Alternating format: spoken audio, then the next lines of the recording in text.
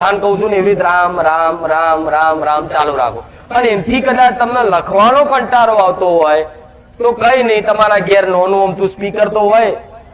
અમારમાં કદાચ નોકરી ધંધો કરતા હોય એ પહેલા જઈ કદાચ અમારમાં ચાબા બનાવો નાવમાં તો લગી સ્પીકરમાં ચાલુ કરી દો રામનું ધૂન, અને 1 કલાક ખાલી વધારે ને 1 કલાક રામનું ધૂન સાંભળો, રામ રામ રામ રામ કરો. જો તમારું મન એટલું નિર્મળ થઈ જશે ને, મારા મેલડીના સાક્ષાત દર્શન કરવા છે, બતાવીશું મેલડી.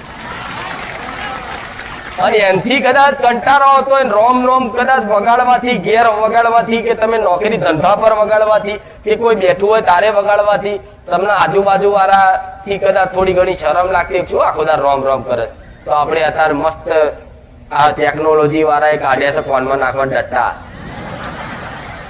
હા ને, કે જે તમે એકલા જ હોભરી શકો, બાજુ વાળાને ખબર ના પડે આ શું હોભરે છે, હા શું ખોટું. તો એ નાખીને હોભરો પડ્યા પડ્યા રામ રામ રામ રામ. જો અંદર એટલો બધો રસ આવશે ધીરે ધીરે ધીરે ધીરે. ભલે તમને કંટાળાજનક લાગે, ભાવ ના લાગે, તમને એવું કે ભાવ વગરનું રામનું નામ લઈશ તો શું ફળ મળશે, હું એવું કહું છું. વગર ભાવનું તે રામ રામ રામ થઈ ગયું ને, ચાલુ રહ્યું ને એની ધૂન. અને ધીરે ધીરે ધીરે ધીરે વધારે નહીં, 1 અઠવાડિયું સલિંગ કરો, અને અઠવાડિયા પછી જો તમારી ઉર્જા એવી પ્રાપ્ત થશે ને કે સાક્ષાત બધી જગ્યાએ ભગવાન ના દેખાય મેલડી મળી જાય. એટલે જરૂરી છે, કોશિશ કરજો. જો મને માનતા હોય ને, મને ચાહતા હોય ને, તો આટલું જરૂર કરજો. ને અત્યારના મોબાઈલ એક ખરાબ વસ્તુ હારી નહીં, પણ છતાંય તે મારા ભગવાનની માયા જો અંદર હારું આવે છે. એ તમારે શું જોવું એ તમારી પર નિર્ભર છે ને. અંદર હારું આવે છે તો લખો રામધૂન, કેટલી બધી રામધૂન આવશે આવે છે. તમને જે પસંદ આવે એ તમે હોંભરો, સંભળાય નહીં. પછી અમે તમે જોર આવતું હોય તો શું કરવી તમારી જિંદગી. આમ ઇન્સ્ટાગ્રામ લઈને રીલ્સ જોતા જોતા તો આખો દાડો 24 કલાક નેટ પતી જાય તો લગીને નહીં છોડતા.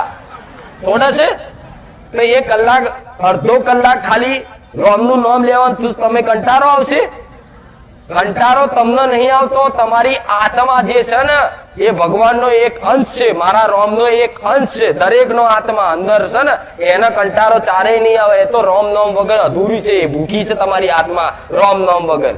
પણ તમારી મન ઉપર જે કદાચ મેલ ભરેલો છે ને, જે બધા પ્રભાવનો જે છાપ પડેલા છે ને, ખોટા કર્મોની, ખોટા સંસ્કારોની, એને તમારે આત્મા સુધી પહોંચાડવું નહીં. એટલે તમને કંટાળો આવશે, આળસે આવશે, પણ તમારા મનથી એવું નક્કી કરવાનું, આ આળસ મારી નહીં, આ મારા મનની આળસ છે. પણ મનને એકદમ હરાઈ દઈશ અને મારા રામને પ્રાપ્ત કરી લઈશ. આળસ તમારી નહીં, કદાચ કોઈને રામ નામ લેવા જાય